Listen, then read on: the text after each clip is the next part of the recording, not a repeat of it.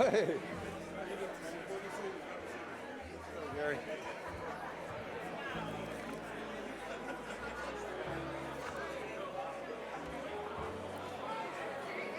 Ladies and gentlemen, please find and take your seats so that we may begin our program. This is the 29th Annual Biletnikoff Award Banquet, recognizing the 2022 Biletnikoff Award winner, Jalin Hyatt of the University of Tennessee Volunteers. I knew there were some volunteer fans here. The runners-up are Marvin Harrison of the Ohio State Buckeyes. Don't walk on it. I know, this is my invitation. There's your copy right there where it says Walter. I don't care. No, sideways. Sideways is good. That's good. Then everybody gets to see it. Yeah, thanks. The runners-up are Marvin Harrison of Ohio State, Xavier Hutchinson of the Iowa State Cyclones. I should mention here that the official mascot of Iowa State is Cy the Cardinal, because, and I'm quoting from the university's official website, a cyclone is difficult to depict in a costume. We'll be introducing our 2023 Foundation Scholarship recipients. Please make a note, if you would, that the silent auction will close at 8:30 p.m. tonight. This silent auction is one of the largest and most superior in value in the 29-year history of the Biletnikoff Award. Please have all of your guests at your table seated now. And please take advantage of the many unique items in our silent auction. I'll be pointing out a few when the program begins. Bidding will suspend at 8:30 tonight.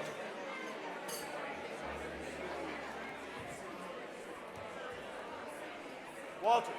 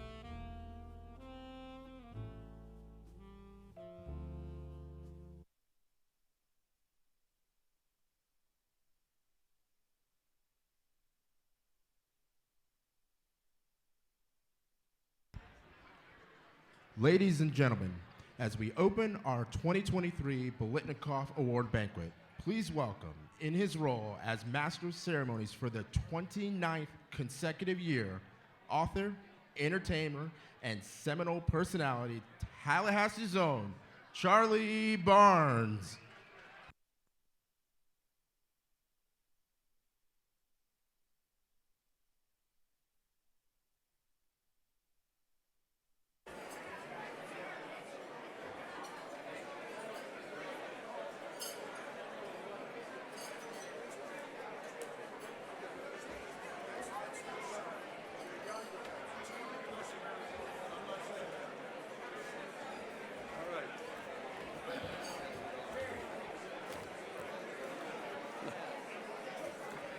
All right. Welcome, everyone. The Tallahassee Quarterback Club Foundation is unique. In the 29 years since its founding, this Biletnikoff Award and the accompanying annual celebration has become the platinum standard among all college football awards. Your magnificent color 65-page printed program and edited by Dr. Walter Manley is recognized as the best among all the awards. The standing of the Biletnikoff Award now rivals the Heisman due to the quality of our 650 voters. A juried national competition awarded the Biletnikoff Trophy first place as the most beautiful trophy in college sports. Mr. Will Stewart has proven to be tirelessly creative in maintaining our award-winning Biletnikoff website and as well as our preferential voting system, whose ballot design has been hailed with the Maxwell Award as the best among all college football awards. Two final points may be the most important. First, the Biletnikoff is an all-volunteer award. There are no paid employees. All funds go to scholarships. And finally, the Tallahassee Quarterback Club Foundation, through the Biletnikoff Award, has distributed more money in scholarships than all the other awards combined, other than the Heisman.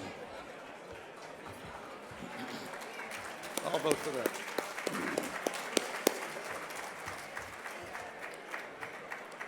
Now, some important points. In order to take appropriate health precautions this year, please do not make physical contact with any of our special guests, and that includes no autographing of programs. They have all been very generous in their autographs and contributing items for the silent auction. We are taking every precaution to have an entirely safe presentation with this delicious celebration meal and full program. And please, no recording of the banquet program. The narratives of our scholarship recipients especially can be very personal. Coach Heupel and Jalin Hyatt are going straight to the airport after our ceremony, so please allow them to leave first so that they don't miss their flight.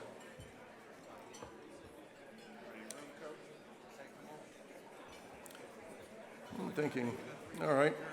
I'm just going to talk about a couple of silent auction items, things that are most likely to excite.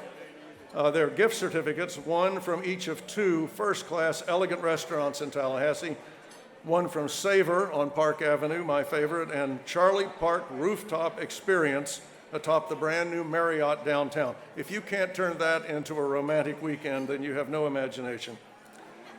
One gift of great value from Robert's Jewelry. 1-year membership at Premier Health and Fitness Center. You'll see everyone you know there.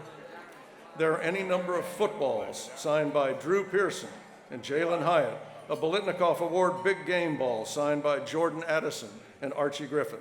Lots of sportswear. A Dallas Cowboys number 88 jersey signed by Drew Pearson. A black number 25 Oakland Raiders jersey signed by Fred himself. A red Rose Bowl jersey signed by Archie Griffin. What are we looking at here? Now I would like to welcome our foundation chairman-elect, Professor Walter Manley, to deliver the invocation. Please welcome Dr. Manley.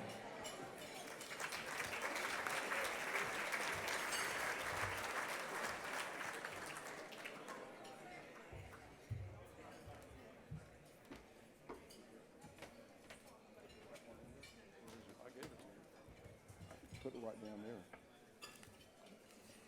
Oh, I gave it to you.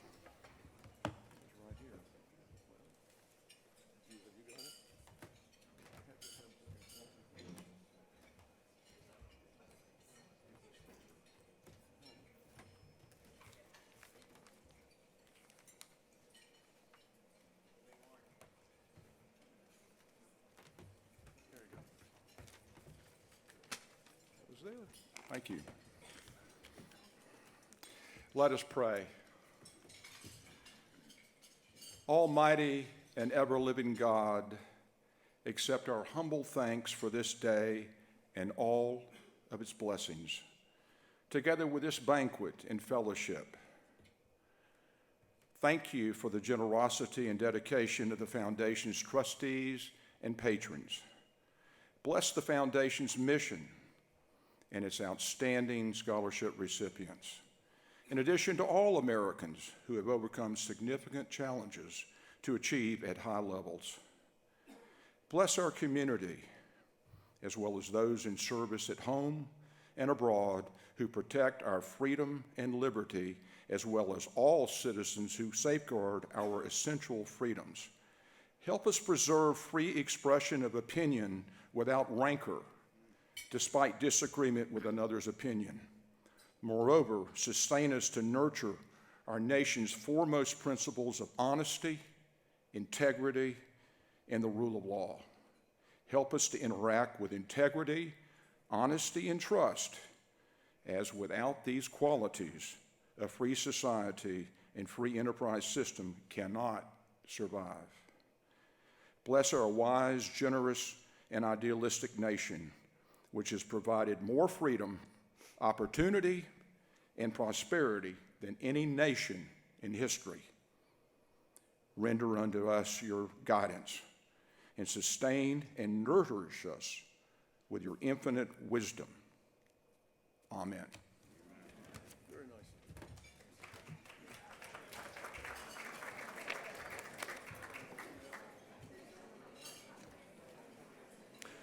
Thank you, Professor Manley. Ladies and gentlemen, please enjoy your meals now. And during the meal, we'll be showing a special video on Fred Biletnikoff. I'll announce that.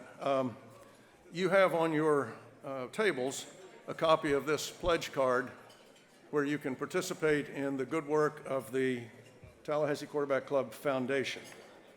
And also, let me call your attention to the wonderful items outside. There's a silver Raiders helmet signed by Fred, an orange Gators helmet signed by Tim Tebow, a white Tennessee Rydell replica helmet signed by both Jalin Hyatt and Drew Pearson, a dark blue Dallas Cowboys jersey signed by Drew Pearson, and an orange Tennessee jersey, number 11, signed by Jalin Hyatt. And I think this one is really special. An FSU football helmet signed by Fred Biletnikoff. There's an official game ball in Tennessee orange signed by Jalin Hyatt and Drew Pearson, and a white number 11 Tennessee jersey also signed by Jalin Hyatt and Drew Pearson. And this wording is direct from the advertisement. Today, Fred Biletnikoff is retired, still looking tough, but instead of making his living on the football field, he is making his own wine. That does not surprise those of us who know and love Fred. In addition to his already generous report for the foundation, Fred has added 2 bottles of his finest spirit to the silent auction. Please enjoy your weekend with a glass of Biletnikoff wine and toast the good times of college football. Amen, that's right. Again, please locate the pledge card on your table so that you can participate in the good work of the foundation, and then give it to any member of our trustees. Any trustee can accept this, or at the end of the evening, if you want to bring it up here and hand it to me, I'll see that it gets in the right hands.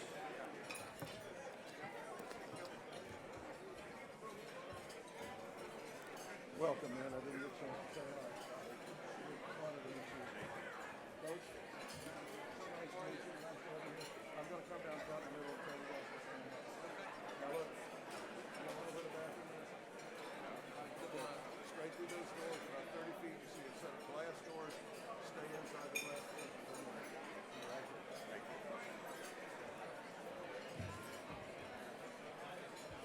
Let me let you see this. Jalen's already seen it. This is an idea, that's the timeline that we're going to do anything and where we are at any one time. I've tried to stay on schedule. All right.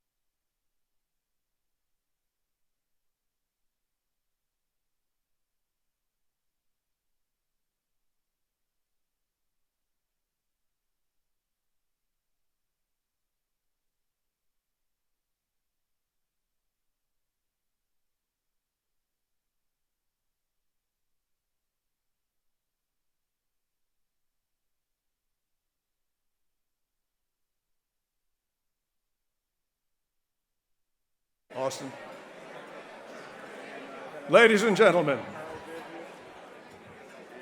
now let's enjoy our own look at Fred Biletnikoff, the namesake of this iconic award. Of his career with the Oakland Raiders, Fred Biletnikoff was balding, frail-looking, and really unassuming. Actually, he looked more like an accountant than a man of action. But in the NFL, he was among the most productive clutch players ever to take the field. He was really a self-made player, truly a pass-catching wizard who worked for everything he got. And in August of 1987, he became only the 5th wide receiver ever to be inducted into the Pro Football Hall of Fame. You know, they never put the word genius as far as receiver, but if they put the word genius with player, Fred Biletnikoff as a receiver would be a genius. Genius comes in many figurations. It comes in great size and great strength, in great speed, and maybe once in every decade in great artistry. A man will walk softly into the valley of the giants and he will make you wonder, where is the body? Where is the strength? Where is the speed? How is he going to play a Giants game? How is he going to compensate? I had a lot of work to do. The only talent I had when I came into professional football was at being able to catch a football. He didn't have a lot of natural things. I mean, he wasn't big, he wasn't strong, he wasn't fast, but he worked harder than anyone else. He knew more about receiving and running pass patterns and catching the ball than anyone I've ever met in my life. While others relied on pure speed, Biletnikoff thrived on guile, for he knew the object was not to win a foot race, but to catch a football. When he had to catch a football, he went for it as if it were a dance in the heavens and the stars, that nobody was going to stop him from catching the football, and nobody could. Desire was the flip side to Biletnikoff's genius. His father was a national amateur boxing champion, and Biletnikoff was able to harness the savage instincts of the ring and translate them to the delicate art of pass catching. It's like a fighter. When he starts off, you know, they go, and go, and then eventually one or the other starts getting to the other one. That's the way I played. He would catch a ball in the end zone, fight for it, and slam it down, and he and the defensive back would be shoving each other and sticking their finger in one another's face because they were having a war. 60 minutes worth of war. I'd never seen someone get so emotionally worked up. He stayed that way through the entire ball game. He didn't relax till he got back into the locker room after the ball game was over and start wiping off all the stickum all over his hands and in his ears and then in his hair and between his toes, and Lord knows how it got between his toes, but he was just caked with that stuff. It was just a yellow goo that any player could have purchased. But for non-believers, stickum provided the only earthly explanation for the magic this wizard wrought for 14 NFL seasons.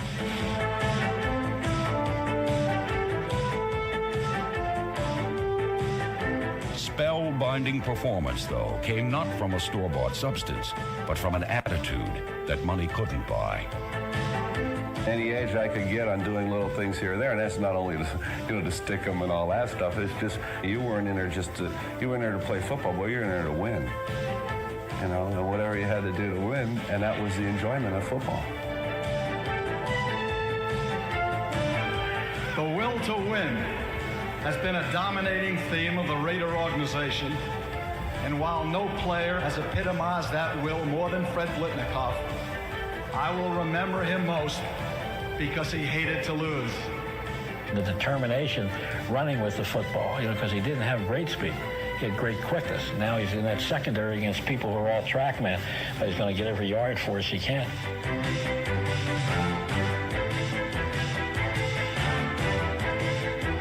Biletnikoff's hunger for victory grew with the importance of every game.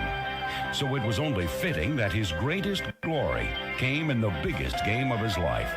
It was Super Bowl XI, and as the Raiders routed the Minnesota Vikings 32-14, the most valuable player was Fred Biletnikoff.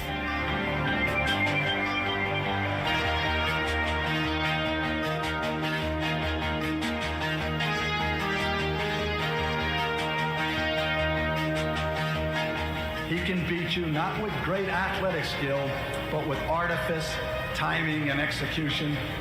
And that was Fred Biletnikoff.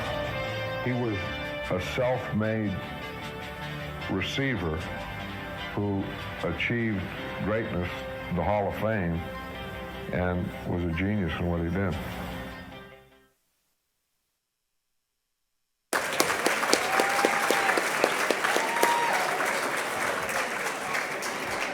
Thank you, ladies and gentlemen. Continue to enjoy your dinners. The program will begin shortly.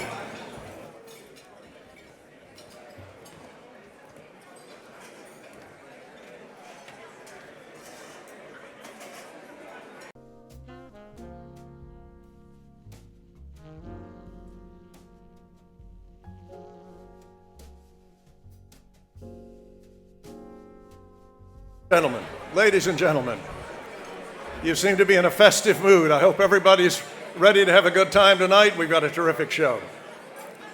This marks the 29th year of the Tallahassee Quarterback Club Foundation and the good works and generosity that have enabled more than 300 deserving young men and women to attend college. Our foundation chairman, Mark Ryan's name is familiar to everyone associated with the Biletnikoff Award, along with almost everyone else in Tallahassee. He is a partner with the accounting firm of Sanders, Holloway, and Ryan, is a long-established figurehead in Tallahassee civic life, Chamber of Commerce, Florida Economic Club, Leon County Audit Committee, Big Brothers Big Sisters, network of entrepreneurs and business advocates, and of course, our Tallahassee Quarterback Club Foundation have all prospered under the innovative leadership, under his innovative leadership. He and his wife, Patricia, are both Seminoles, and he says they have been blessed with identical twin boys, Peyton and Jackson.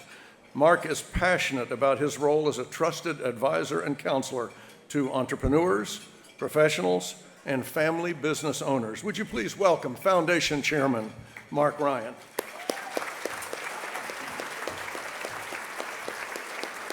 Careful those lights. Thank you, Charlie. Patrons, honored guests, trustees, and scholarship recipients, thank you for attending the 29th annual Biletnikoff Award Banquet to celebrate one of our most successful years. To all, please accept our appreciation and congratulations for yet another record-breaking year in overall revenue and donated scholarship funds. Truly, thank you. Truly, it takes loving, grateful hearts to support our charitable mission that helps young people help themselves. Our devoted trustees founded, nurtured, and cultivated this award. We are the only major college football award that is all volunteer. And for over 25 years, the overriding characteristics of our foundation has been the pursuit of excellence. We strive to be the best in everything we do. The prestigious 650-member National Selection Committee ensures we choose the season's most outstanding college receiver. Our trustees do an outstanding job in selection of our scholarship winners, design of our trophy and website, the banquet and the banquet program, and funding our charitable mission. And that mission is providing substantial merit scholarships to North Florida high school seniors who have overcome some type of significant challenge in their life to achieve the highest academic and extracurricular levels. Ladies and gentlemen, through this year, we have provided scholarships to over 300 magnificent seniors.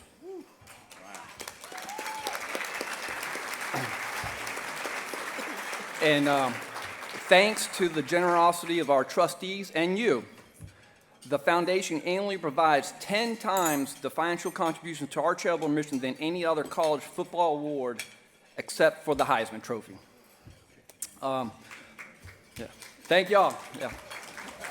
Our foundation scholarships are the most coveted in Florida. Competition is fierce because the quality of the applicants and the rigorous requirements to be selected are so extraordinarily high. We congratulate our scholarship recipients. Thank y'all for your support and enjoy this special evening.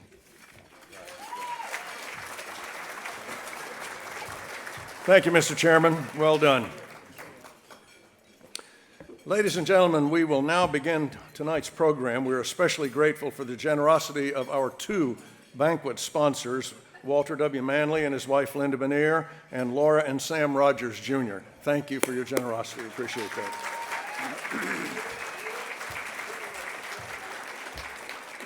The Tallahassee Quarterback Club Foundation is the creator and sponsor of the Biletnikoff Award and this annual banquet.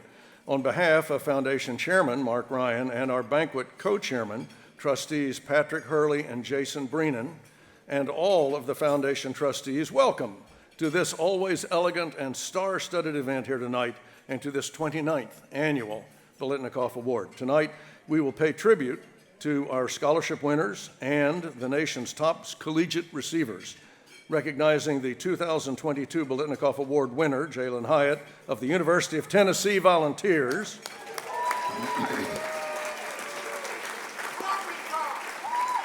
and along with the runners-up, Marvin Harrison Jr. of the Ohio State Buckeyes and Xavier Hutchinson of the Iowa State Cyclones. Now, I might mention here that the official mascot of the Iowa State Cyclones is Cy the Cardinal, because, and I'm quoting directly here from the university website, a cyclone is difficult to depict in costume.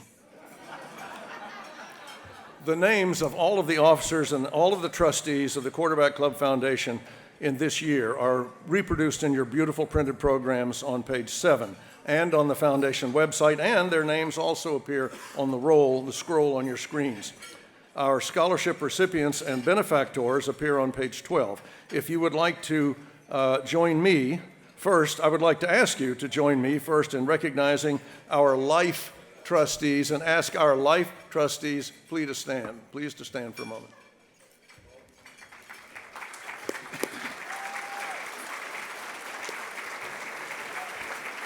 Now also would our honorary trustees please stand. All of the honorary trustees, please stand.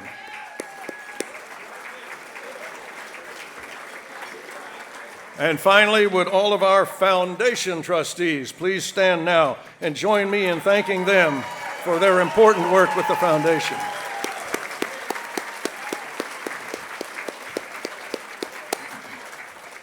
And let me welcome our special guest tonight. Our 2022 Biletnikoff Award winner's parents are here, his father, Jamie Hyatt, and his mother, and Evelyn Hyatt, and his younger brother, Devin. Devin is on his way to the University of Arizona. Next year. We're glad to have you here. Welcome to Tallahassee, and welcome to this event this evening. And I'd like to welcome Gadsden County Superintendent of Schools, Mr. Elijah Key. He is hosted by trustee Steve Wynn. We'd also like to welcome this evening retired FSU professor Dr. Charles Rockwood. The Rockwoods donated $2.2 million to the College of Music to purchase a handmade pipe organ for Opperman Music Hall. The Rockwoods have also been very generous to the Tallahassee Quarterback Club Foundation.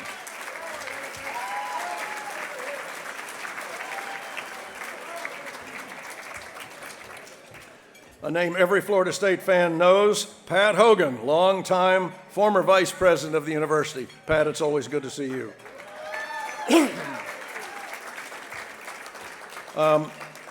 Kathy Gunter is absent tonight because Kathy suffered a severe back injury just last week.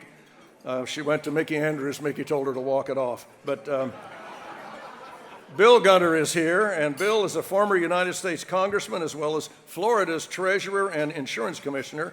Kathy is an honorary foundation trustee. Bill and Kathy are scholarship donors, and Kathy is a former national chairman of Seminole Boosters. We wish her a quick recovery. Bill, send our love to Kathy.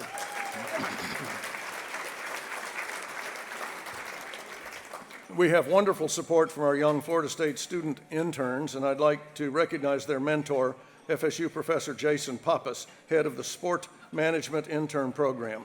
Our interns this year are exceptional young men, Owen Tomasiccio and Matt Cohen. Worked with them closely, and they're great guys. Congratulations. A very familiar name and face in Tallahassee, internationally celebrated piano virtuoso Marvin Goldstein. Marvin.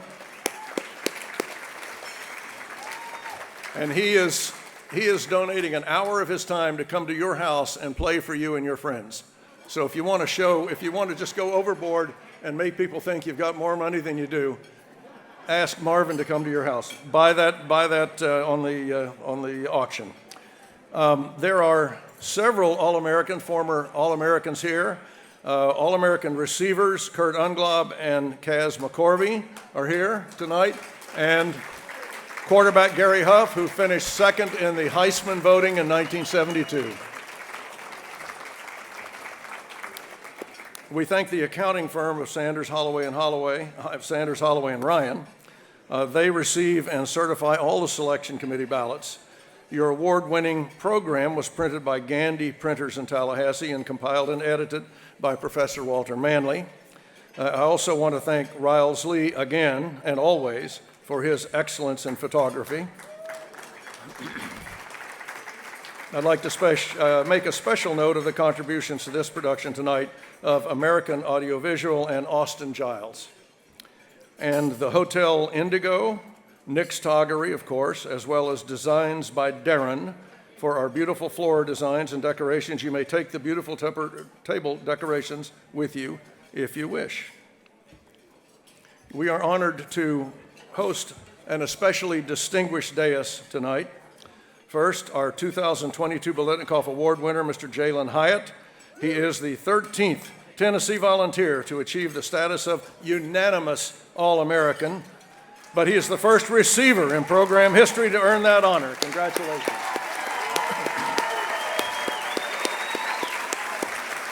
So pleased to welcome you and your family, you and your beautiful family. We're similarly pleased to host our guest speaker, Mr. Drew Pearson. In 1983, you surpassed Bob Hayes as the Cowboys' historic franchise leader. You may not realize it, but Bob Hayes is a hometown hero here in Tallahassee, playing for FAMU under the great Jake Gaither. I didn't know if you knew that. Drew, we are so pleased to welcome you to Tallahassee.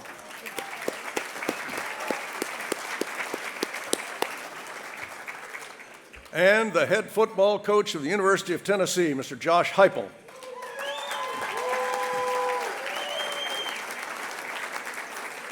Coach, commentator Paul Feinbaum seemed to speak for everyone in the SEC this year when he said, "I believe Josh Heupel today is the most innovative and creative offensive mind in college football." Welcome to Tallahassee, Coach.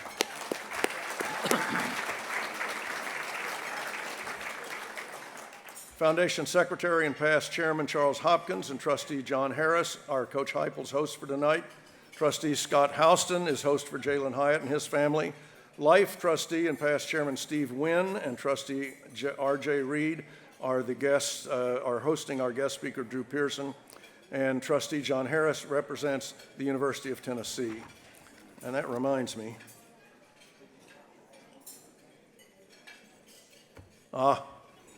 Okay.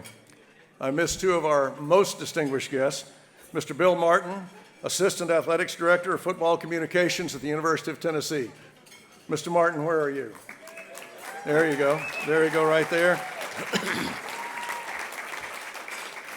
And this is one Jalin doesn't want me to miss. Coach Kelsey Pope, wide receivers coach for the Volunteers.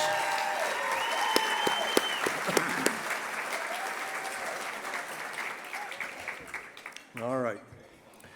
I'll announce that the auction, again, let me announce the auction will close at 8:30, so please make your bids and begin your closing strategies.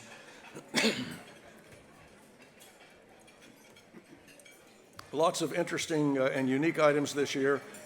1-year membership to Premier Health and Fitness Center, a round of golf at Glen Arvin in Thomasville with lessons from Bill Connolly for you and a partner, a piece of jewelry from Robert's Jewelry and Design, a half day of fishing with Scott Burgess of Skinny Situations Charters. Don't know what that means. A copy of The Bowden Dynasty, signed by Coach Bobby Bowden and by the author, me. This item includes lunch with me. I sure wish Coach Bowden could be there too, but since he can't, I'll just tell you stories about our travels together. Silver Fox Label custom fitted sports coat. Again, if you really want to impress your out-of-town visitors one evening, a private 1-hour performance by popular virtuoso pianist Marvin Goldstein. 6 one-hour tennis lessons for 2 people by Coach John Vinson, former head coach at Maclay and Childs. And don't look past the really big item. The really big item this year is the company is MGW Outfitters out of Montgomery, Alabama. They're offering a fabulous Argentina-Uruguay dove hunting trip. So look at that, and it's if you get a good bid on that, you're going to make a lot of money.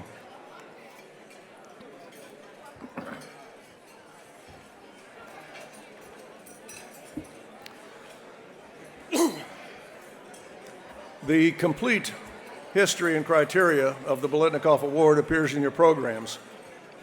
The Biletnikoff Award annually recognizes the college football season's outstanding FBS receiver. Any player, regardless of position, wide receiver, tight end, slot back, running back, who catches a pass is eligible for the award. As such, the Biletnikoff Award recognizes college football's outstanding receiver, not merely college football's outstanding wide receiver. The semifinalists, finalist, and award recipient are selected by a highly distinguished Biletnikoff Award Selection Committee, a group of 650 prominent college football journalists, commentators, announcers, former Biletnikoff Award winners, and other former receivers. Foundation trustees do not vote and have never voted. The Biletnikoff Award candidate eligibility and voter criteria, transparently explicit and detailed, are available for your review at biletnikoffaward.com criteria.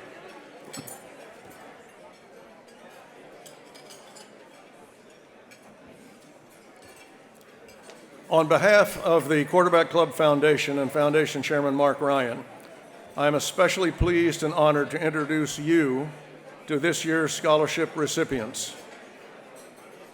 The Foundation's charitable mission is the provision of college and vocational scholarships to North Florida high school seniors who have overcome significant challenges and who have achieved at the highest academic and extracurricular levels. Ladies and gentlemen, I'm going to need low tones, please. I need your silence, please. There you go. Thank you. Thank you very much. Participation in sports is not a requirement. Personally, to one of the foundation trustees seated with you, or any foundation trustees, and anyone can tell you, any of the trustees can tell you how you may become involved. Let me direct your attention again to the silent auction. The bids will be closing shortly at 8:30. The bids will close at 8:30. Please consider all of the unique items. All proceeds from the silent auction go to the scholars here tonight. But also, like them, every autographed item represents someone overcoming significant challenges through perseverance and dedication to achieve at an extremely high level. Each item represents one story of focus, effort, and success. What an inspiring story to give to yourself or to someone else you care about. Please plan your closing bids now. The silent auction will close at 8:30. Now it's time to direct our attention to the Biletnikoff Award.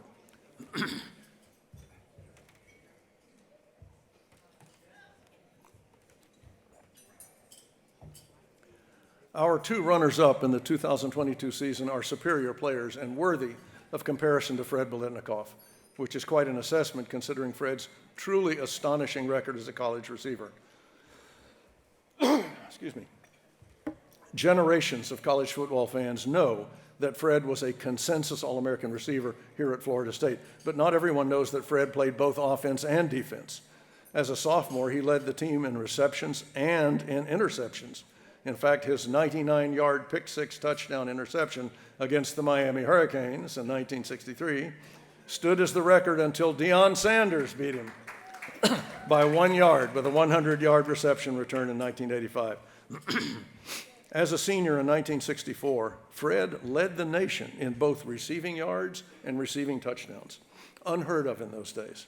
And he ranked second nationally in total receptions. He was inducted in the College Football Hall of Fame in 1991. 6 Pro Bowls, twice named first-team All-Pro, and Super Bowl XI's most valuable player. There is no doubt that the quality of the competition among this year's two Biletnikoff semifinalists is extraordinary. They are Marvin Harrison Jr. of the Ohio State Buckeyes and Xavier Hutchinson of the Iowa State Cyclones.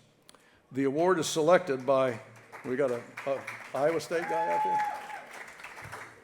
He's just closest to the bar, that's what that is, right? The award is selected annually by 650 official voters, and over time, something remarkable has happened. Basically, it is the Biletnikoff voters who now choose the nation's receivers to receive All-American honors. Our Biletnikoff winners and finalists inevitably dominate the All-American list, and the voters look to Biletnikoff nominees to populate their All-American teams. Only a sophomore for the Ohio State Buckeyes, Harrison emerged as a huge star in 2022. He won unanimous All-American honors, and he was named winner of the Rick Howard Receiver of the Year. Because he is a sophomore, he will not be eligible for the NFL draft until 2024. He suffered a concussion in the Georgia game and missed the second half of the playoff semifinals.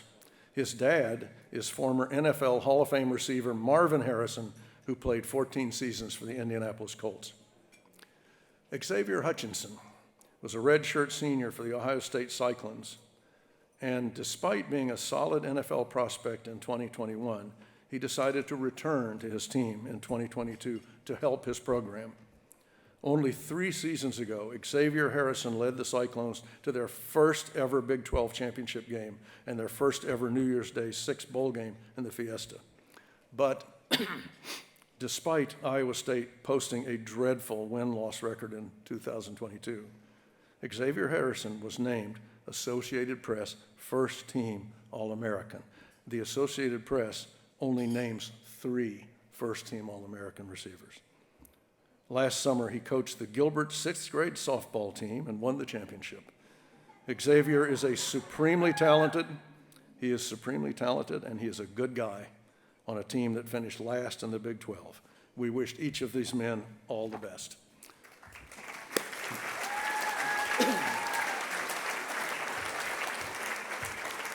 And now let's see our 2022 Biletnikoff Award runners-up in action.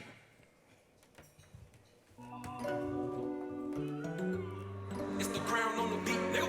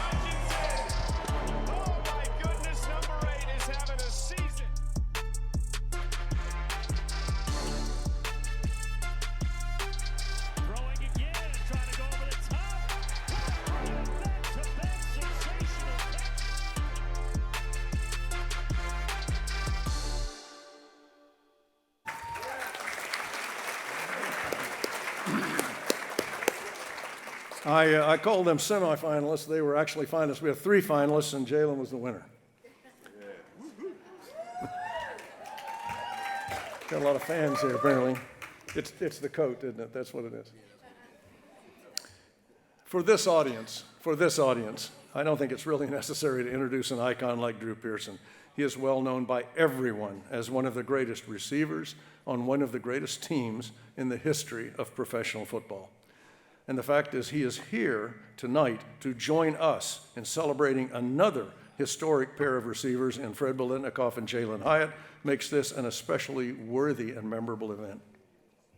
You cannot imagine that a man like Drew Pearson would ever be booed by a football crowd, and yet that did happen once. Understand that there is an ancient and visceral hatred between the Philadelphia Eagles and the Dallas Cowboys. I just got confirmation here. If you watched last month's Super Bowl, you heard and saw the Eagles fans rain loud boos on former Cowboy Dak Prescott, and all this while Prescott was merely accepting the Walter Payton NFL Man of the Year award. Prescott just laughed it off when it happened to him, but our guest tonight, he didn't laugh it off. In 2017, the NFL draft was held in Philadelphia, and the overwhelming presence of Eagles fans. When Drew Pearson stepped forward to announce the Cowboys' draft pick, Chidobe Awuzie, the Eagles fans began to boo. They booed everything. They booed our speaker. They booed everything. In Pearson's career, the Cowboys dominated the Eagles 16 games to 5. Pearson scorched them for 72 catches and 1,000 yards. Drew Pearson took the microphone and said, "I want to thank the Eagles for allowing me to have a career in the NFL."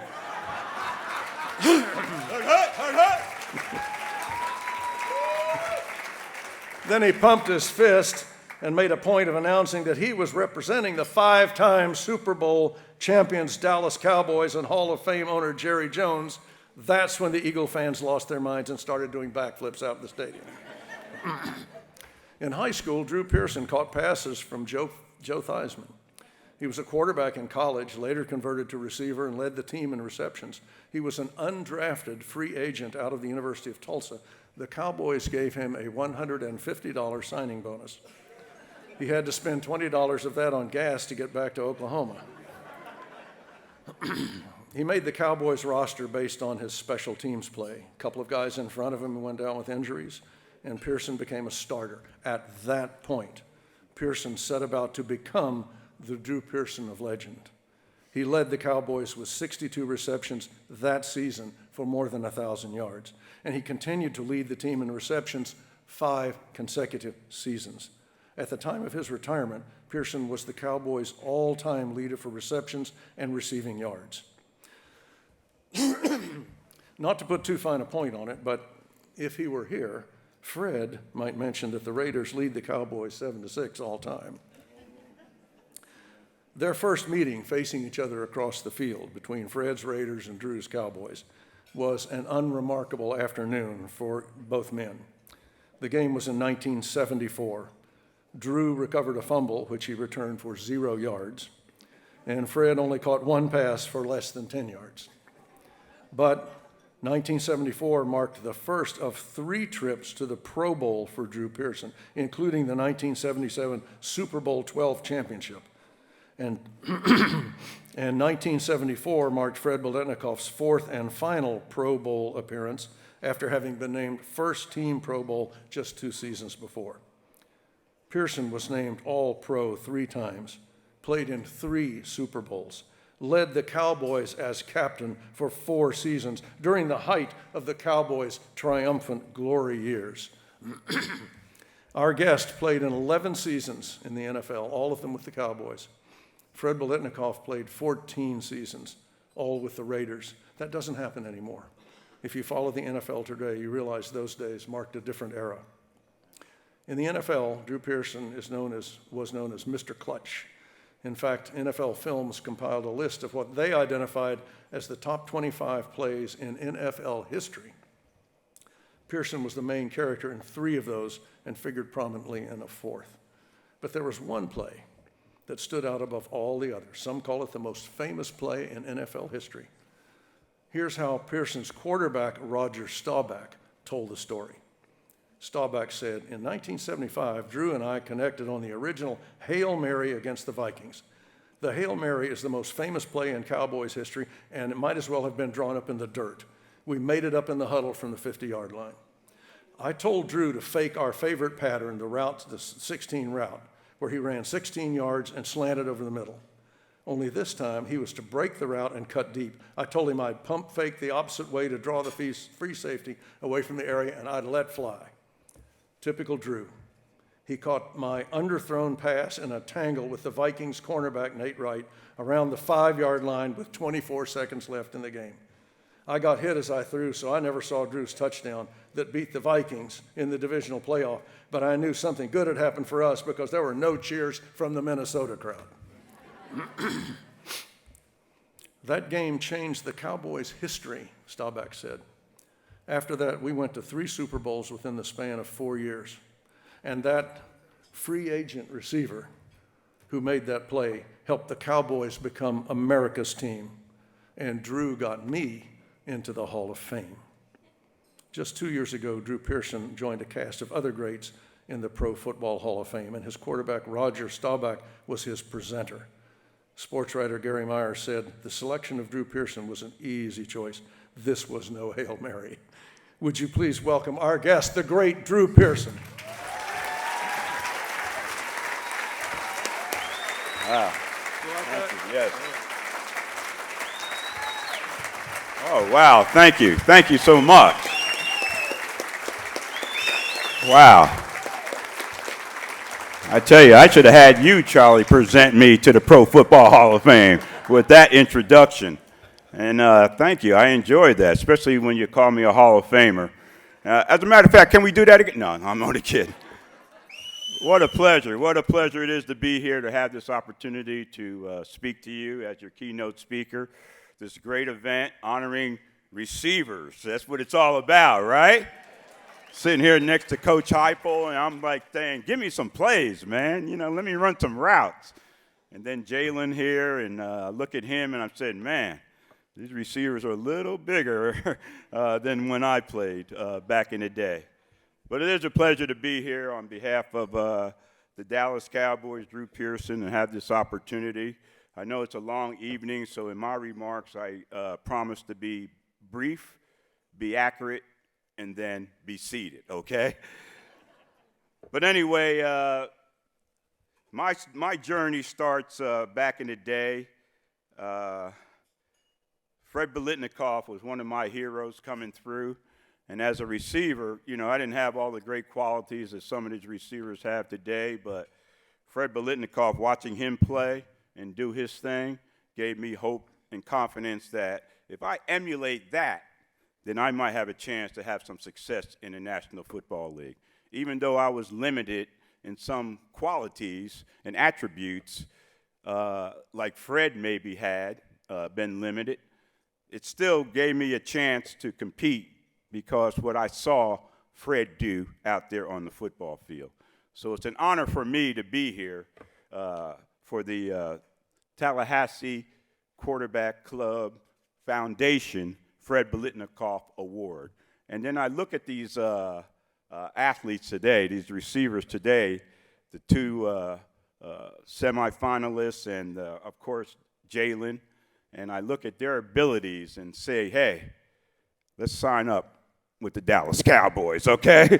We need some wide receivers, and 88 might not be available, but we can have another number for you and make you part of the Dallas Cowboys, because that's all we need to get back to the Super Bowl, right? You mentioned that Philadelphia speech, so let me say, on behalf of the that's the wrong audience. I got fired up that day for that speech. There's no question about it.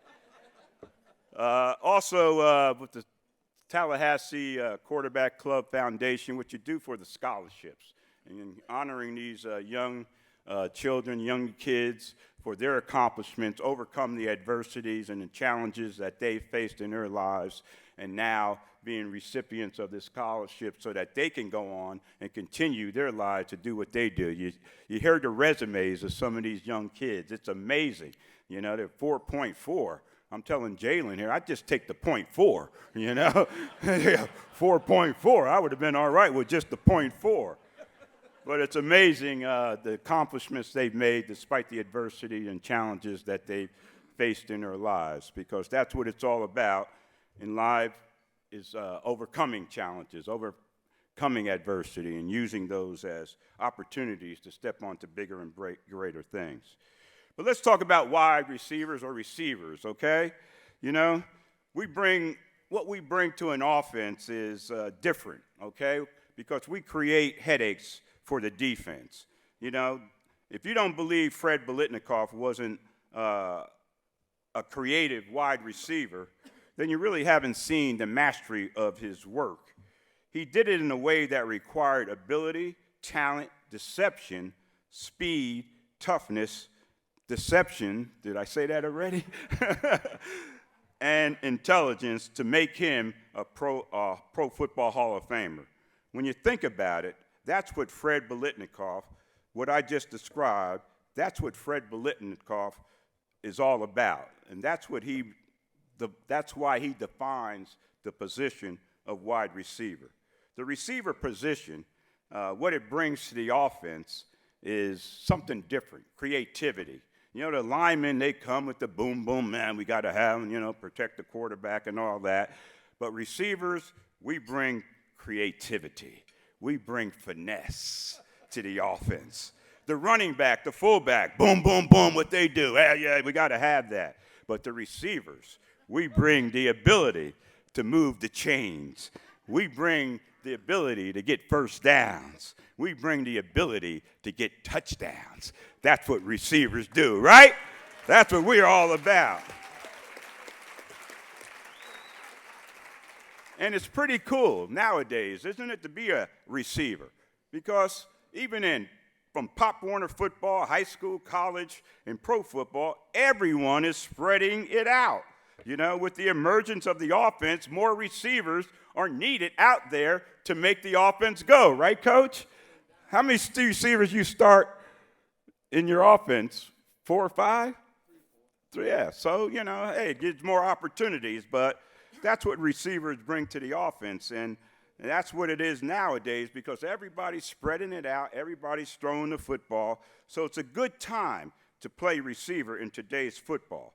And technology also makes it a good time for you young receivers to Google, or whatever you do, some video of some of the great receivers that have played the game. And some receivers that have been honored here with the Fred Biletnikoff Award, just like Calvin Johnson, Randy Moss, Larry Fitzgerald, and this award's namesake, the great Fred Biletnikoff, and of course yours truly as well. Hood. Muscles ain't the same as they used to be. All right. So that's what we bring to the offense, and you got to have us to be successful with the offense. But today, everything's so spread out, it creates more opportunities for receivers to be even a bigger part of the offense. You know, leave it to the Tallahassee Quarterback Club Foundation to understand the importance of honoring top receivers. So thank you, Tallahassee Quarterback Club Foundation, for being the one to initially initiate this great honor for wide receivers, or receivers as we talk now about the game of football. You know, Coach Landry said back in the day, you know, after winning a Super Bowl, we won the Super Bowl. Y'all see that ring back there? And the Eagle fans, this is what a Super Bowl ring looks like. All right, hey, I'm just saying, hey. You got one? I'm just saying. Hey, I don't play no more. I can talk all I want. So after winning this Super Bowl, Super Bowl 12, it seemed like a kind of subdued locker room, you know, after winning a championship like that. And Coach Landry noticed that. And after he cleared out the locker room, you know, they say success is relative. The more success, the more relatives, okay? You win a Super Bowl, you find out how many relatives you got, all right? And they were all in the locker room congratulating us, and it seemed like the players weren't into it. That wasn't me. I don't drop nothing.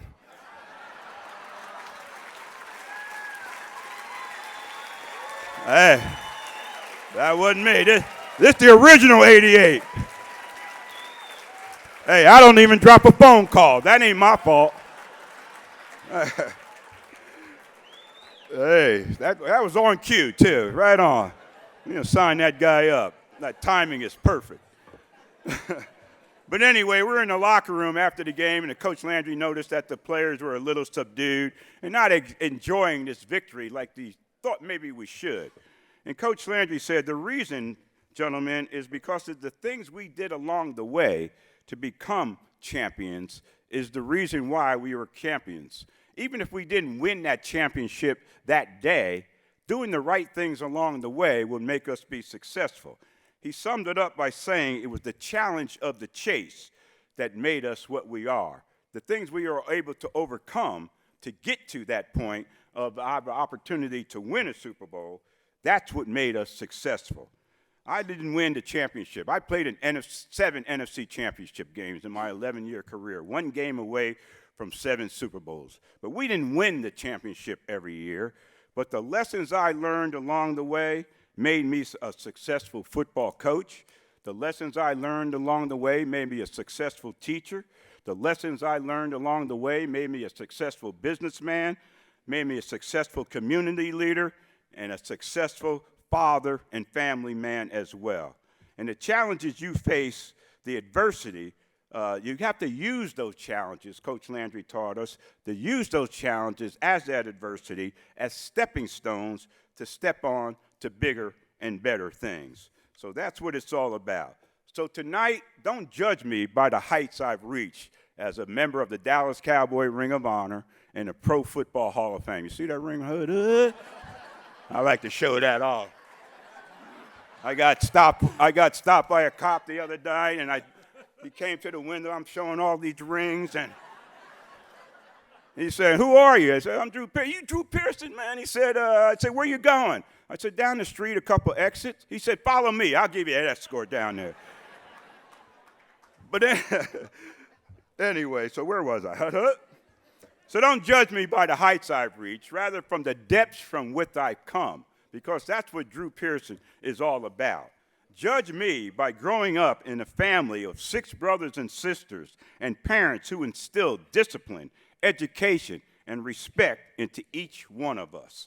Judge me by amen, amen. Judge me by overcoming a bone disease, Osgood-Schlatter's, at 12 years old after being told I might not ever be able to play sports again. Judge me by surviving a divorce of my parents, though amicably, which led to a move to a new town, new school, new friends that I had to adjust to. Judge me by overcoming the odds by making the South River High School football Rams varsity team as a sophomore wide receiver and free safety on defense, and being part of the undefeated South River High School Rams and catching my first touchdown pass in high school, my first pass in high school from Joe Theismann. A Redskin. Can you imagine that? I should have dropped it if I had known he was going to be a Redskin. But catching my first touchdown pass in high school from Joe Theismann. Y'all know him as Joe Theismann.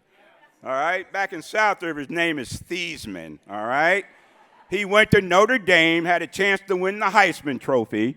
So he changed his name from Theismann to Theismann to rhyme with Heisman. Whatever, right? We still call him Joey Theismann back in South River. But I caught this 60-yard touchdown pass from Joey Theismann, my first game as a South River High School Ram as a sophomore, and I caught a 60-yard touchdown pass, and guess what? I caught it standing in the end zone. Wow. And guess what?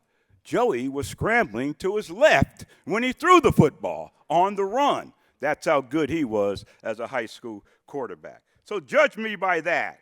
Judge me by choosing Tulsa University over the University of Nebraska. Oh, I should have went there. You're right. As a highly recruited all-state quarterback, because I moved to quarterback after Joey left. I used to play the varsity game on Saturday afternoon at wide receiver and safety on defense, never coming off the field. And then on Monday, I would play the JV game at quarterback to groom to replace Joey when he graduated from South River High School, which is why today I get this twitch every once in a while from all them games I played back then.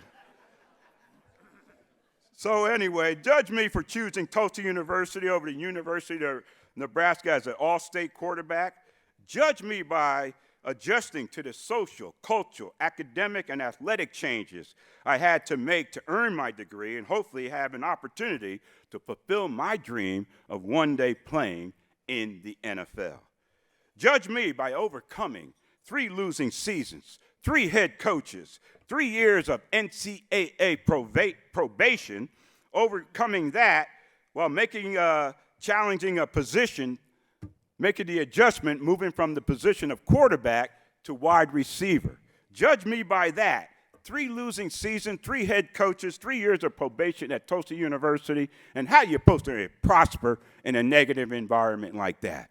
But judge me for coming through that and having the ability to learn from that.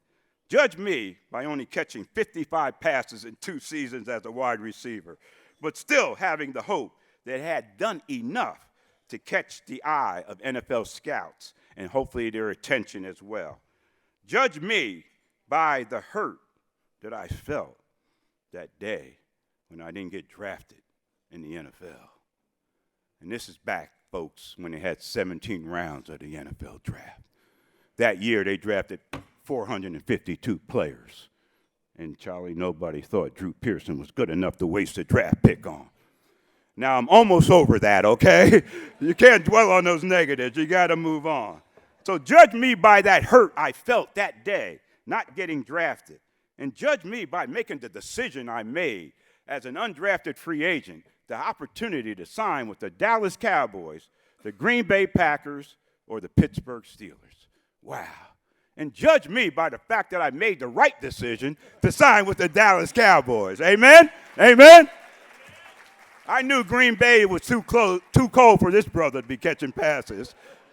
And I knew Lynn Swann wanted to have a career in the NFL, so I didn't sign with the Steelers so he could play in the NFL. And we're number 88, and he still sends me a check every month for that. So judge me by that, okay? Judge me by the depths from which I've come, and that's what it's all about. But also, judge me as someone who had the faith to believe and trust the path that the good Lord had put me on, okay? My favorite Bible verse that carried me through 38 years of waiting for the knock from the Pro Football Hall of Fame. My favorite Bible verse was Jeremiah 29:11. You know, the Lord has a plan for all of us. It's not for disaster. It's for hope in a future. And if you believe wholeheartedly, it'll come to fruition. And judge me by that, okay? Because that's what I believed in, and I knew that the Lord had put me on the path. The things that I just said that I overcame to get to that point, he put me in that position to understand and have the faith and trust and belief in him that my time was going to come. And guess what? It came. It came. God bless. God bless. So judge me by that. And also judge me by taking the road less traveled to get to the NFL.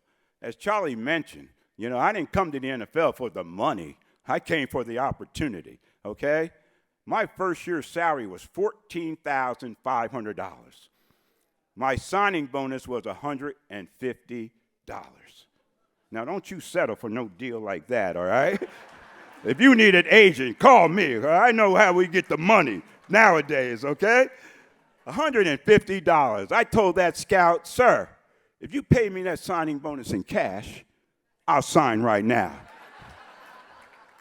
And you guys know they didn't have no ATMs back then, right? So he went in his pocket, took out 7 20s and a 10, and laid it down. And because of my education and background that I had at Tulsa University, I counted it. And so that's how I got my signing bonus with the mighty, mighty, all-time world-famous Dallas Cowboys in cash.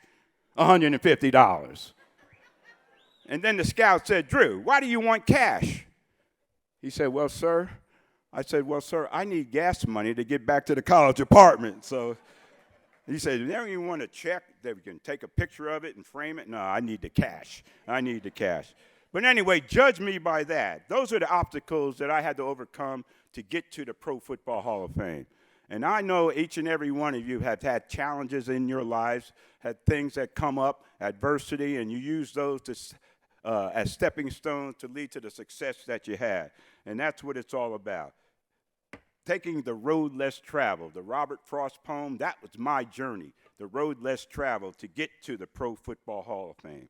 Every obstacle, every adversity, it seemed like the Lord was messing with me. But you know what? On the flip side, he was blessing me again. And that's what it's all about. That's what it's all about. So that's my story, my path to the Pro Football Hall of Fame. Follow your path. Have trust and faith to where it'll lead you. That's what it's all about. And then say, when you see me, when you see Drew Pearson, say, hey, if he can make it, so can I. He is no different than me. He had the challenges, he had the adversity, he was able to overcome those challenges, overcome that adversity, and use those challenges as stepping stones to step on to bigger and better things. And so that's what it's all about. So anyway, let me leave you with this. If you think you are beaten, you are. If you think you dare not, you don't. If you like to win but think you can't, it's almost a cinch you won't. If you think you'll lose, you're lost, for out in this world we find success begins with a fellow's will. It's all in the state of mind. If you think you're outclassed, you are. You got to think high to rise. You got to be sure of yourself before you can ever win a prize. And here's my favorite part. Life's battles don't always go to the stronger or faster man. But sooner or later, the man who wins is the man who thinks he can. If you believe it, you can achieve it. God bless you all, and thank you for having the original 88 here with you tonight. Hut, hut, hut, hut.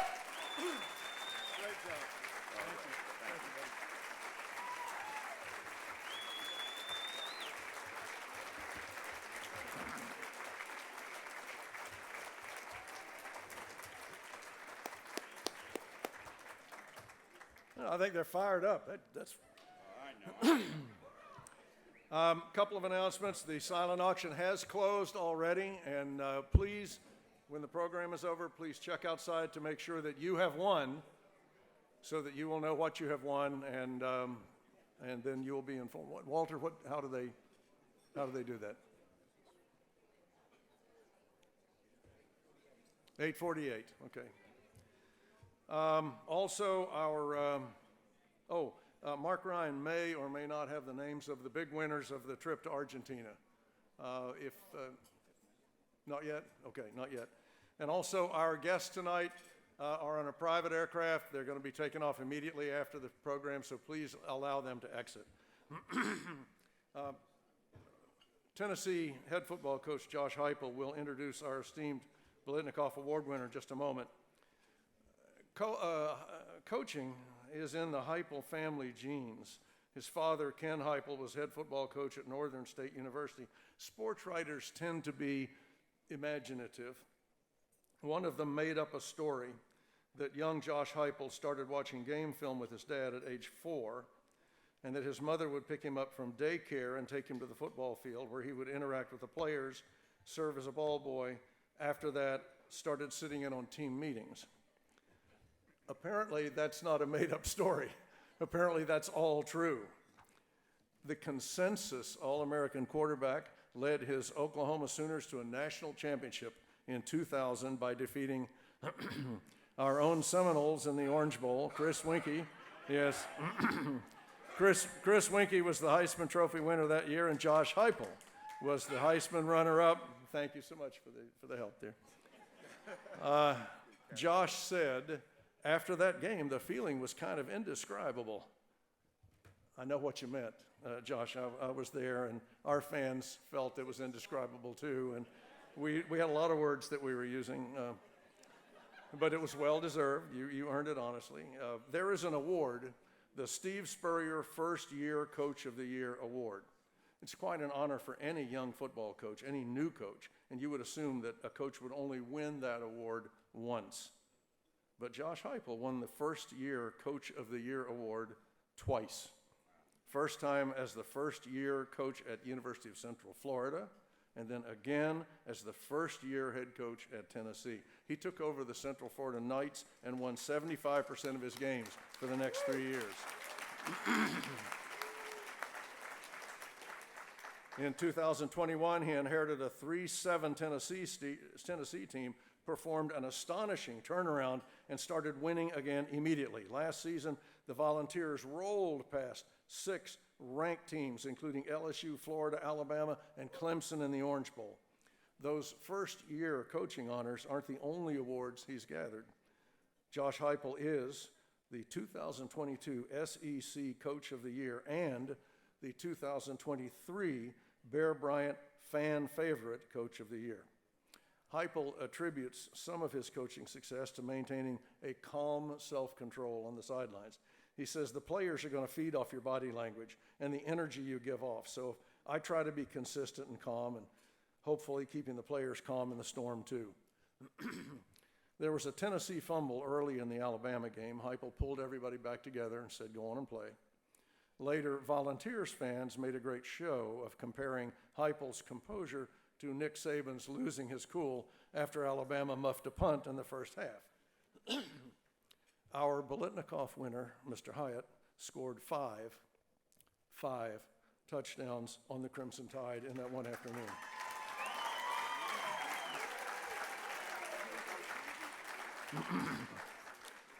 Coach Heupel, if it is true, you really did keep your composure after that 5th touchdown at the end of the game to beat Alabama. If that's true, you'll never have to prove your manhood again in any other way. Please join me in welcoming head coach Josh Heupel.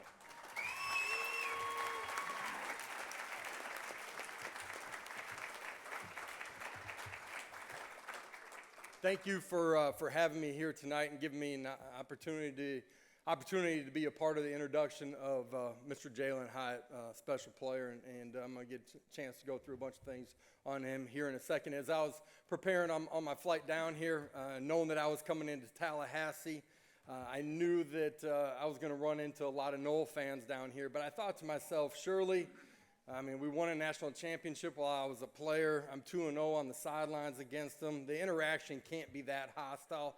So I appreciate you guys being very gracious in our introductions here tonight. I appreciate that very much. I was unprepared, though, for all the Alabama and Georgia fans that showed up. Didn't get quite the same reception for them. To all the fans that showed up wearing orange bow ties and regular ties, thanks for running interference for me tonight. I appreciate it. To the Seminole fans, it takes something away from tonight. Since 2000, just give you a little, condolences on the national championship. Take this away, you feel good about it. I've been introduced as the first loser of the 2000 Heisman Trophy every banquet that I've been to since. So you guys can take something away from that. To the Tallahassee Quarterback Club Foundation, to the Biletnikoff Award Committee and the sponsors and guests, thank you for putting this great event together. Thank you for honoring one of our treasures up on Rocky Top. And thank you for allowing me to be here to represent the University of Tennessee here tonight. To the scholarship recipients, congratulations on what you've accomplished already. It's been an honor to meet many of you tonight. I look forward to seeing your successes as you go chase your goals and dreams here in the coming years. To Drew, I'm taking away something tonight. A little bit of Tom Landry and yourself for coming back to Rocky Top. The challenge of the chase will be a part of our program. Thank you for who you are, what you stand for, and how you impact the communities. Jalen's journey is a unique one, and I say that he entered college football in the most unique era in the history of college football during the middle of COVID. A mid-year enrollee, no spring ball, no interaction with any of your teammates, your friends, as you're trying to find your way onto a college campus. College football in the fall didn't resemble anything that any of us had ever watched before. And as that season comes to a close, he's got to deal with a new staff coming onto campus and trying to navigate the space of who am I, what do I want to accomplish, and are these people going to believe in me and help me go accomplish my goals and dreams. There was a group of men that left Tennessee, and then there was a large group of men that stayed, that were committed to each other, that grew in love for one another, grew in accountability, that grew in the love and passion that's got to reside in a championship-type locker room. And that group of men, spearheaded by Jalin, is a group of men that will be revered and remembered in the long history of Tennessee football in a way that won't be surpassed by anybody in the coming decades that come after them. He returned and was a part of returning Tennessee football back to national prominence and was an integral part of that. One of the great things about being a college football coach, and probably the greatest thing, is you get to see young men become grown men. You get a chance to see them make a decision on who they want to be. You get a chance to see them set high goals for themselves, and then you get a chance to be a part of walking the path as they work extremely hard to go accomplish them. That's the story of Jalin Hyatt, a supremely talented individual that as a young player was trying to find out what it meant to be an elite wide receiver, what it meant to be the best at his position in college football. And during the course of the 21 season, there were ups, there were downs. It finished on a real high note with him playing his best football that season in a bowl game.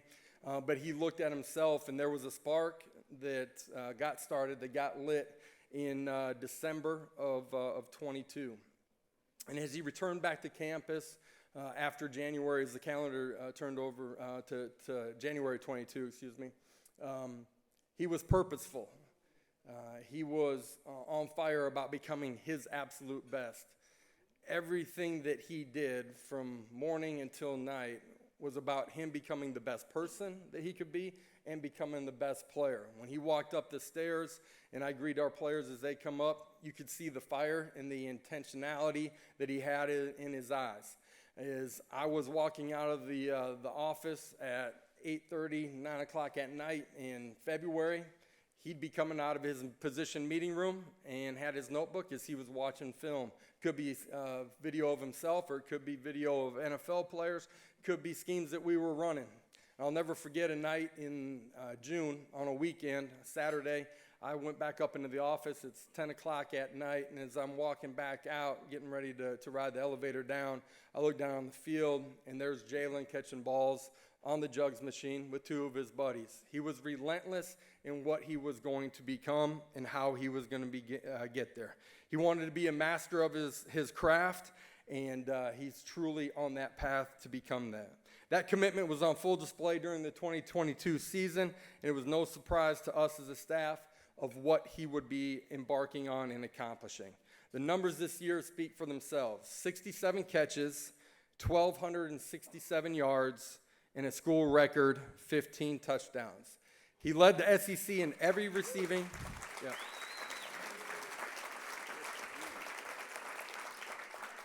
I'm going to pause a few more times for that same type of applause here. He led the SEC in every receiving category, and he became the first wide receiver in Tennessee history to become a unanimous All-American. Give him a round.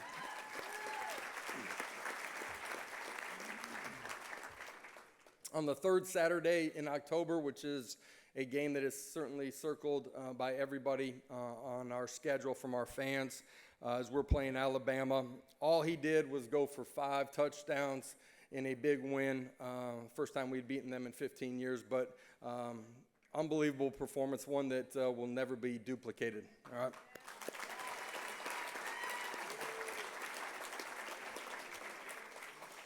Jalin, I know your parents are here. Jamie and Evelyn, you guys have done a tremendous job of raising a young man and being a part of him becoming a grown man, and somebody that's going to impact his community in a really positive way.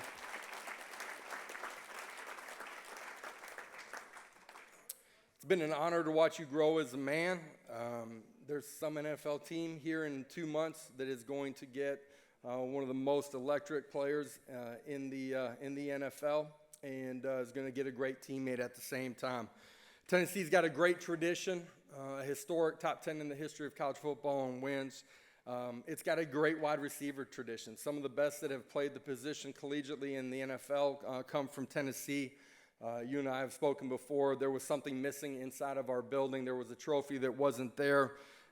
There's no one more deserving than you, Jalin Hyatt, to take that trophy, take it back home to Rocky Top, and have that be a part of our history and our tradition moving forward. I'm so proud to be your coach, and our football family is so proud of you. Congratulations, Jalin Hyatt.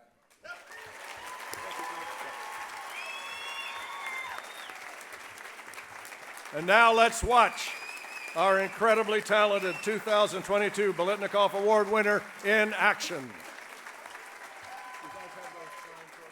You know, it's great.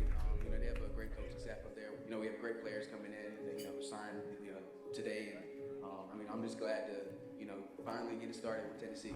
The big play, the big moment, the big catch, the feeder down.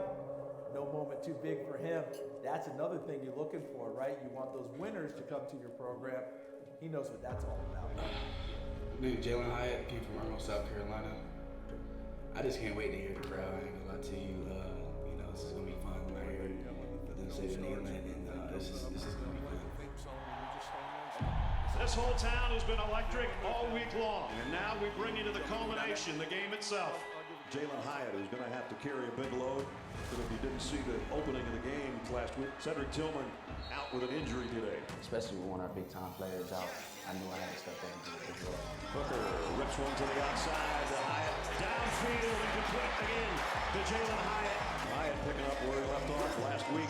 They come right back on the field and say, we got Jalin Hyatt, a slot receiver that can run with anybody in America. Jalin Hyatt for a Tennessee touchdown. It's another touchdown. Again, it's Jalin Hyatt. Wow. Breaking tackles. There he goes again. In the end zone. For a touchdown. One snap. Jalin Hyatt. He's got it at the 30. No. Catches it. 20, 10. Checkerboards. Touchdown, Tennessee. Launches wide open touchdown. Jalin Hyatt for the second time tonight. What a beautiful day. Third Saturday in October. A big-time rivalry. An historic day in the sport. The Vols have never beaten a Nick Saban-led Alabama team. And man, do they want it bad. This is what we're talking about. You cannot wait. Respond and go make a play. This is where you find out who ball. Play ball. Go deep. Man's there. Got it. Jalin Hyatt, touchdown. Comes back the other. Jalin Hyatt. Touchdown. There's a pass play that's there. Jalin Hyatt, touchdown. The long ball on the third touchdown catch for Jalin Hyatt. It's Hyatt again, and he's going to take it. Touchdown, Tennessee. 78 yards. This guy's becoming a star, number 11. And Hooker pulls it, throws it. Touchdown, Tennessee. Jalin Hyatt, his fifth of the day. Number 11, shattering Tennessee receiving records. The Biletnikoff Award winner is Jalin Hyatt from Tennessee.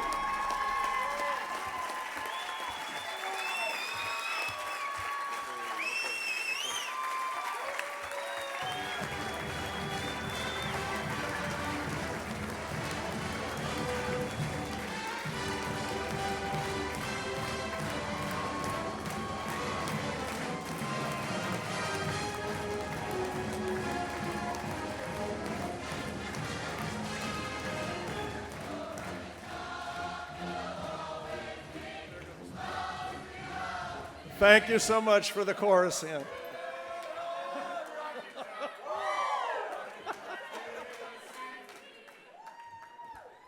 I would like to invite all of you, Jalin, Drew Pearson, Coach Pope, if you'd join us, and Coach Heupel down here on the lower stage, along with our chairman, Mark Ryan, to present the trophy. And then we'll have our little back and forth tete-a-tete.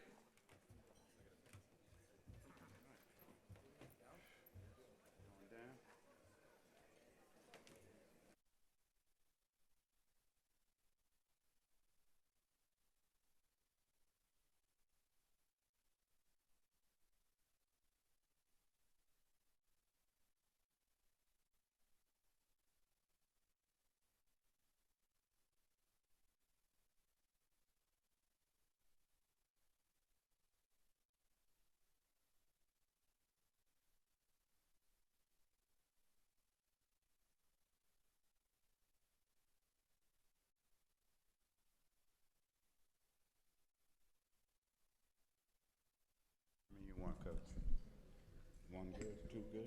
I only need one. Mr. Chairman, I want to congratulate the foundation on a fabulous year, and you're the chairman. You deserve every bit of credibility. Well, thank you on that, Charlie. Our trustees, especially Walter Manley, our fundraising chairman, put so much time, energy, effort into putting on this whole banquet. The whole goal is to do the charitable work for these high school seniors.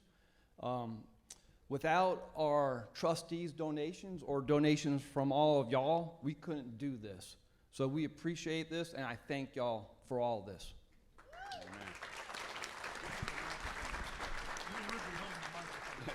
They gave it.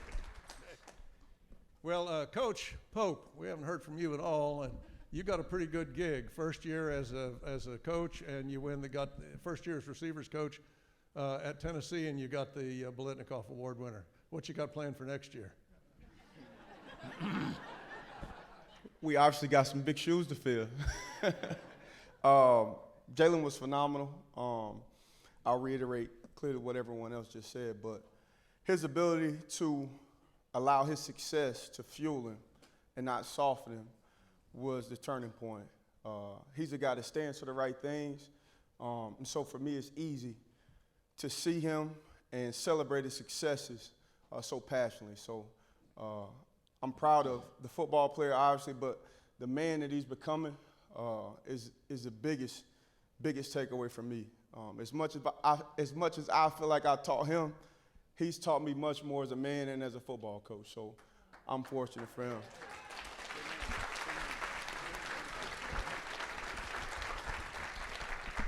Jalin, Coach Heupel said that he was quoted saying that you've done a great job of changing your body, that you're embracing physicality. What do you mean by that, and how does that make a difference?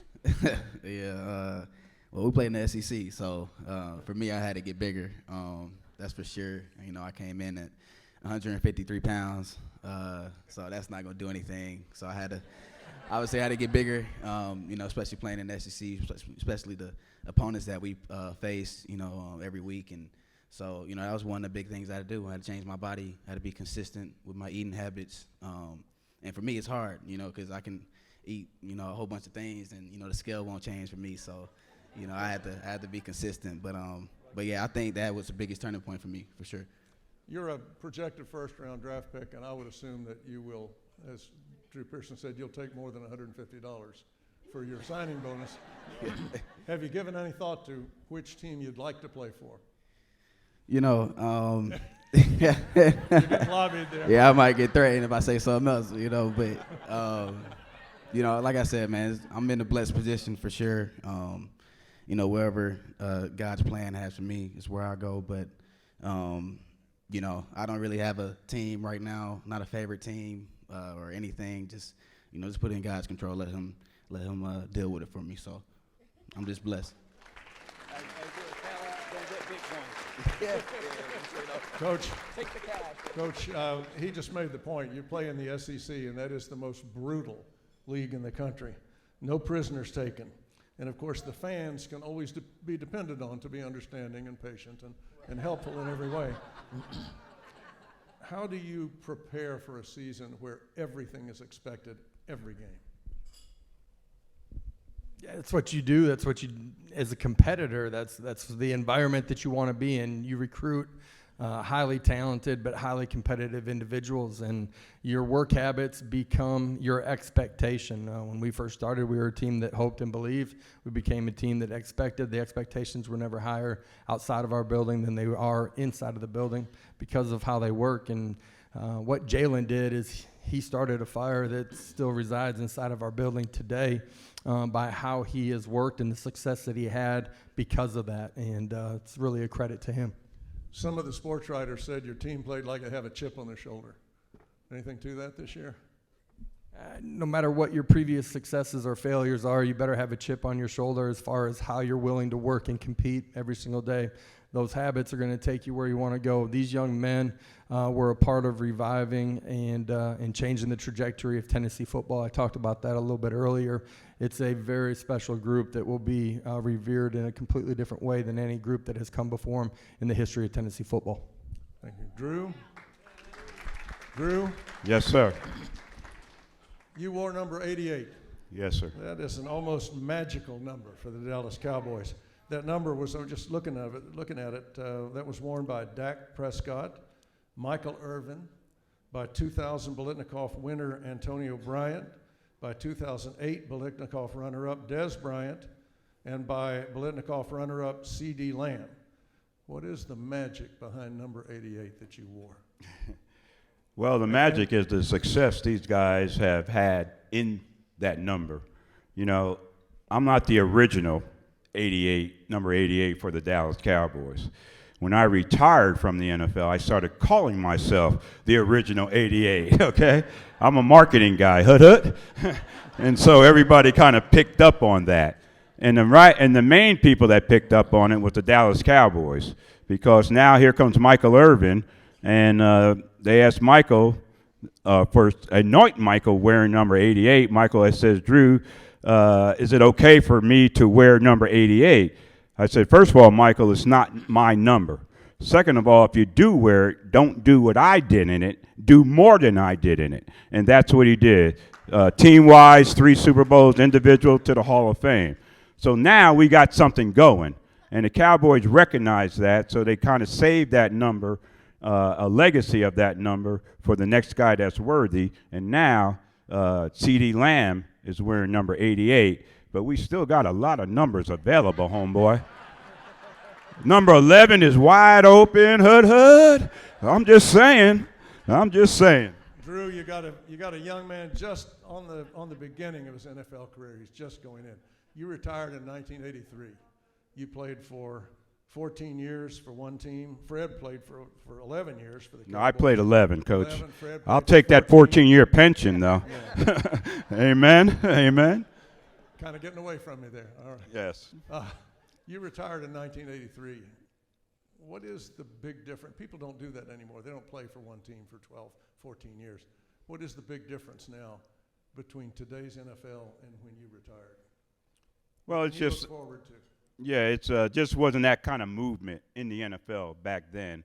When you signed with a team, you played with a team, the coach had developed you, you came in as a rookie. You very seldom started back then as a rookie. You were developed, and when your time came, you started in there and you hoped to do the job. But it's a little different the way the game is structured nowadays with the movement, free agency. And by the way, I went on strike in 1982, lost 5 games off my career, so these guys can get the big money that they're getting nowadays. I'm just saying. I don't want none of it, but I'm just saying. But anyway, it's just the way the game has changed. A lot of it has to do with the movement. Back when I played, the same coach, the same offensive system, most of the same players. And now you have changes in the coordinators, the head coaches, the player personnel. The players have the right to move nowadays. So it's a little different game nowadays. Thank you, Drew. Thank all of you. Mr. Chairman, Mark Ryan. This has been an incredible year for the good work of the foundation. This has been an incredible evening. Would you please do the honor of presenting the trophy to Mr. Hyatt? Jalin, on behalf of the Tallahassee Quarterback Club Foundation, the National Selection Committee of 650 members, I present to you the most beautiful college football award of all, the 2022 Biletnikoff Award trophy right here. From the base, baby, from the base.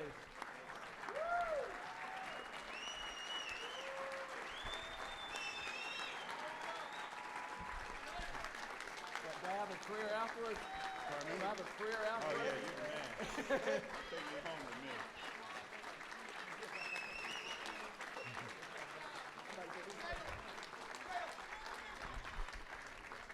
Now, for everybody who doesn't know, his brother's coming back here in 2 years.